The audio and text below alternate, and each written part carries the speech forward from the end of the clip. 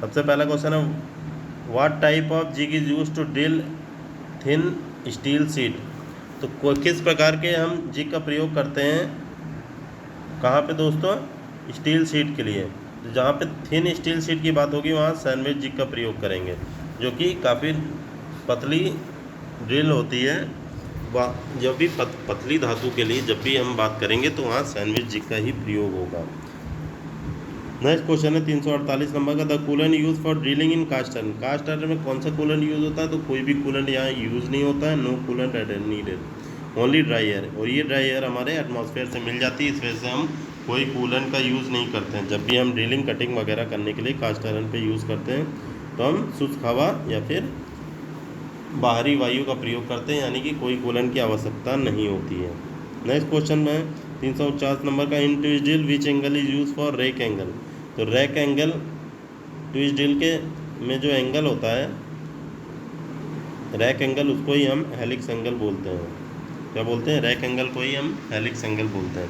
Next question है, एक 12 mm का डाया है जिसमें रीमिंग करनी है to make a hole in MS यानी कि mild steel job, what will be the reamer drill size.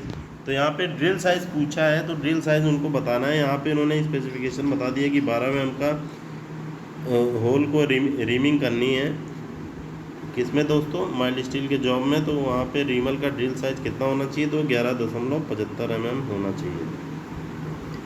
अब 11.75 mm यानी कि 0.05 mm का यहाँ पे अलाउंस देता है रीमर, इसीलिए यहाँ पे इन्होंने 12 से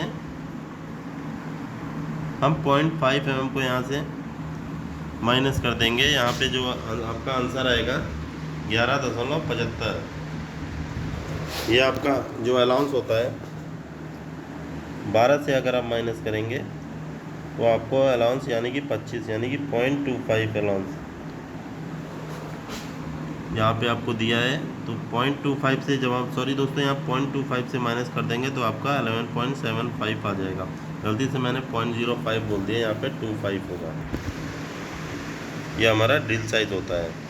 नेक्स्ट क्वेश्चन हम आ जाते हैं 351 नंबर क्वेश्चन है। यहाँ पूछ रहा है which is the smallest unit of angle measurement.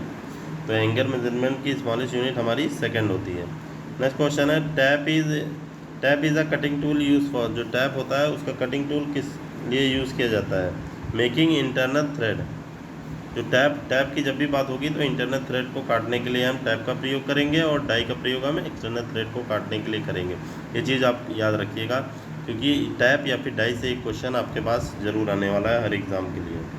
Next question है, ये एनसीएल में आपसे ज़रूर पूछेगा। ये वाला जो क्वेश्चन है, कटिंग स्पीड आपको मीटर पर मिनट एंड रोटेशन रेवोल्यूशन पर मिनट में दिया गया है। Then what is the dia of a job in mm। तो डाया पूछ रहा है, तो आप एक चीज़ याद रखिएगा, पाई स्क्वल ये होता है V पाई DN अपॉन 1000, ये होता है आपका फॉर्मूला। यही चीज़ इन्होंने ऐसे फॉर्मूले में भी लिख दिया है। तो D अगर यहाँ पे इक्वल टू में रखेंगे तो आपका 1000 इंटू V हो जाएगा। क्या हो जाएगा दोस्तों, 1000 इंटू V अपॉन में पाई n आ जाएगा। तो वही चीज़ इन्होंने यहाँ इस प्रकार से लिख दी है। तो आपको ये चीज़ याद रखनी है। क्या याद रखना है दोस्तों, V पाई DN अपॉन 1000, ये चीज़ याद रखिएगा। और बाकी चीज़ आप इजीली उसको कर सकते हैं। D को यहाँ नीचे लिख देंगे, फिर ये इससे मल्टीप्लाई हो जाएगा, ये और पाई दोनों नीचे आ जाएंगे। वही चीज़ इन्होंने यहाँ की। नेक्स्ट क्वेश्चन है, find the drill of M10 into 1.5 tap. तो इसका एक सीधा सा फॉर्मूला होता है, ये थंब रूल के मुताबिक होता है। फ़िलहाल अगर आपने कुछ भी नहीं पूछा तो आपको 8.17 आपका राइट आंसर रहता है इसका एक रूल होता है, अगर इससे 10 में से 1.5 माइनस कर देंगे तो 8.5 आ जाएगा। तो ये नियर अबाउट हमेशा आता है। तो इसका अगर ऑप्शन इसके आसपास दिया रहेगा तो आप उसको आसानी से टिक कर सकते हैं। ज़्यादा ये डिटेल में ये क्वेश्चंस नहीं पूछे जाते हैं, ये डायरेक्ट आप इससे माइनस कर देंगे, 10 से पिच को माइनस कर देंगे तो आपका आंसर आ जाएगा जो नियर अबाउट आएगा। 8.17 इन्होंने यहाँ रख दिया है, तो ये थंब रूल के मुताबिक है। चलिए दोस्तों नेक्स्ट और लास्ट क्वेश्चन देख लेते हैं। यहाँ पूछ रहा है, the process of coating by spraying glass powder at suitable temperature is known as. तो उस प्रोसेस को बताना है जो ग्लास पाउडर को सूटेबल टेम्परेचर पे स्प्रे कर देता है। तो जो कोटिंग होती है उस कोटिंग को क्या बोलते हैं? तो प्लास्टिक कोटिंग और इनेमलिंग। ये जो प्लास्टिक कोटिंग या फिर इनेमलिंग, इन दोनों में से एक बोला जाता है। ये क्वेश्चंस में डाउट आई डोंट नो मैंने इसलिए लिख दिया है क्योंकि ये कहीं कहीं इसरो में ये इनेमलिंग मान रहा है और प्लास्टिक कोटिंग आपकी ऑर्डिनेंस फैक्ट्री में इसने माना है इसी सेम क्वेश्चंस को।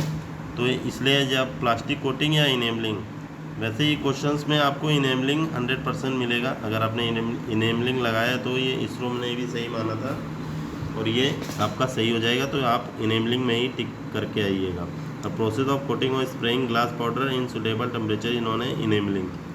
अभी इसको मैं चेक भी नहीं कर सकता हूँ। अगर मैं इसे चेक करूँगा तो कहीं प्लास्टिक कोटिंग कहीं इनेमलिंग दिखा रहा है। तो इसलिए जो अगर इसरो ने माना है तो आप इसरो के हिसाब से ही चलिएगा। तो यही निम्मी में भी इनेमलिंग ही लिखा है, इस वजह से मैंने निम्मी के बेस पे इनेमलिंग आपको बता रहा हूँ। चलिए दोस्तों, सबसे पहला क्वेश्चन देख लेते हैं। यहाँ 341 नंबर का, what will be the least count of vernier caliper in which 19 mm division of main scale are equal to 20 division of vernier scale.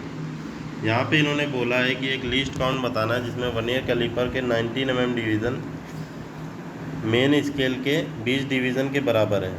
तो यहाँ पे लिस्ट काउंट निकालने का फॉर्मूला है list count main scale division minus vernier scale division. अब यहाँ पे main scale division हमारा 1 है, यहाँ पे हमारा vernier caliper in which 19 division of main scale equal to 20 division. तो 1 से माइनस कर देंगे 19/20, तो आपका आ जाएगा यहाँ पे 20 - 19 1/20।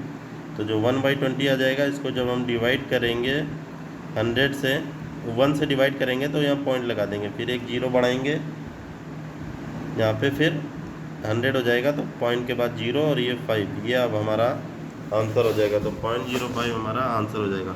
तो लीस्ट काउंट का फॉर्मूला आप याद रखिए, least count equal to main scale division minus vernier scale division.